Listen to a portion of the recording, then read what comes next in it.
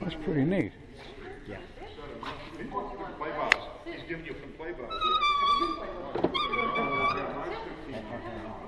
And when you build that,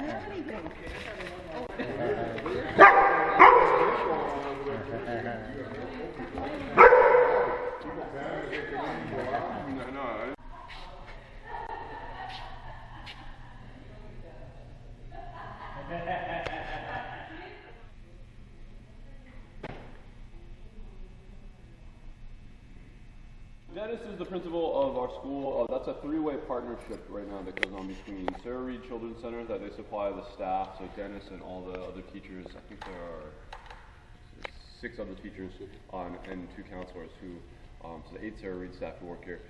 That's what the Erie School District allows students to do if they've been.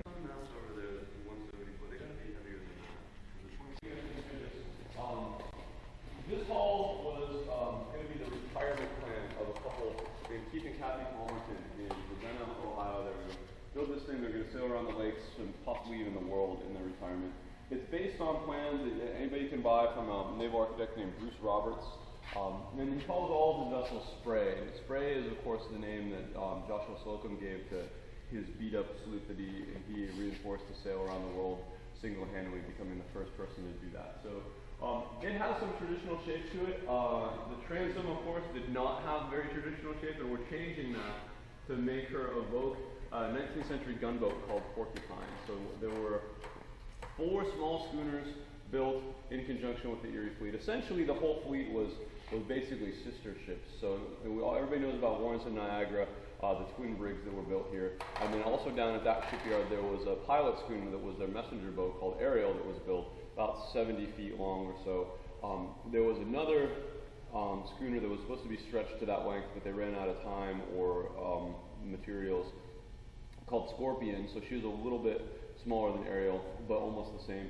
And then Tigress and Porcupine were the other 2 twins. And they had some captured vessels too. Caledonia, Ohio, Trip, and Somers were captured vessels. This is the earliest sketch we got. We made a couple of modifications past year, including the fact that you'll see on later versions, she's going to have a set of davits that hang off the stern, so we have a small boat, probably not a 22-foot rowing skiff. It's probably going to be like a 12-footer or something like that. And of course, keeping with the theme, Porcupine small boat is going to have to be named Quill. That's good. That's cute. You can take a tour down here step by step. One of the things we're going to do with this vessel is tear the deck off of her. And to do that, we just got this super high-tech pneumatic vacuum system from Dynabraid, and it comes with some shrouds, or we purchased some shrouds that go over different size grinders, and it basically encapsulates the grinder and sucks the dust in as you're making it, because fiberglass dust is pretty gross. So we'll be all in the OSHA approved everything, Tyvek suits with face shields when we do this. And the month of June, a lot of the month of June, the students aren't here, so the heavy duty cutting is going to happen during the second and third week of June, I think. All right, so running down this, that's Keith and Kathy Palmerton. That's probably 25, 30 years ago, that photo, I'm not exactly sure. And this is how they built this. This is in a barn in Ohio. They set up this, it looks like it might be, I don't know if that's dust or snow, but it looks like it might be cold temperatures. They made all these different stations and then laid the keel in. So they actually built it upside down. They put this lattice work over the top of the station frames, tacking or stapling it down there.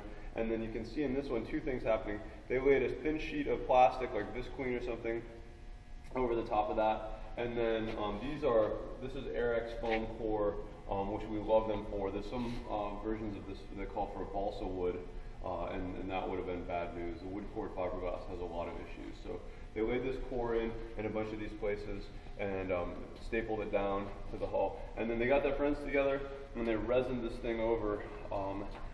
I have the schedule, I don't have it memorized, but below the water line, which is, these are not, I don't know what they're doing here. I think this was going to be for a boot stripe.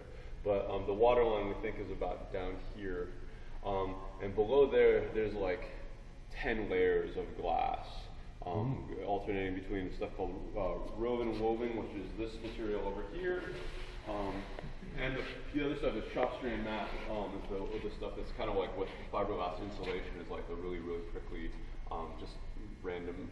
So they kept going back and forth with a coat of resin in between. So she's a tank. We'll look back there again when that cutout where the propeller is going to come through. The glass itself is 5/8 of an inch thick, and then you got the core, and then on the inside you have another like 1/4 inch or so of hull thickness. So she's a beast. And that's good, because we have to actually cut a section off at some point. The product is a couple of different things. This is, of course, I'll run on the back, because I've seen this thing. I can do it upside down. And I can pour it for you guys. So this is what we wanted to look like as a finished product.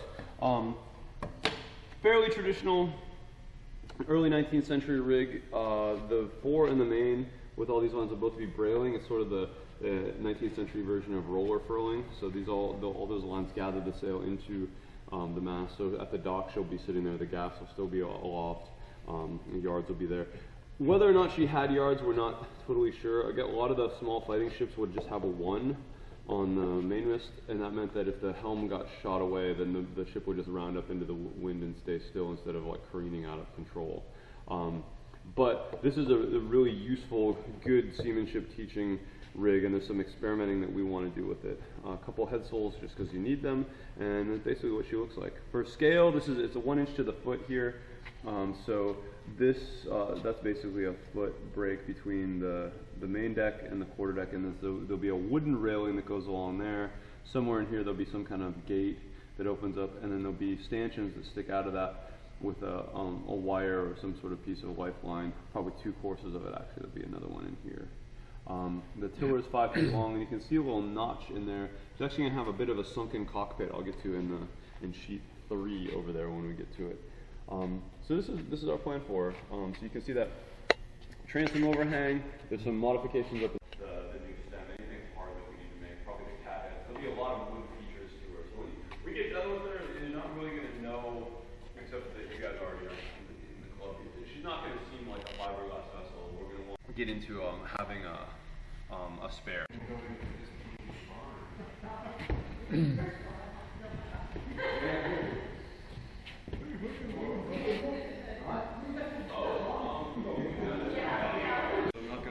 Time on it. That's okay.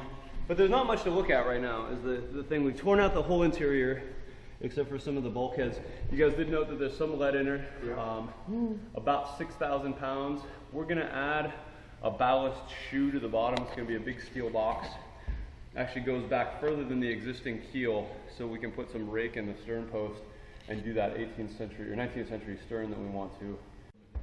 And it's probably not going to be lead because it doesn't need to be that heavy. If we could get our hands on the lead cheaply, then we might do that and it'd be a smaller area. But we would just solid scrap.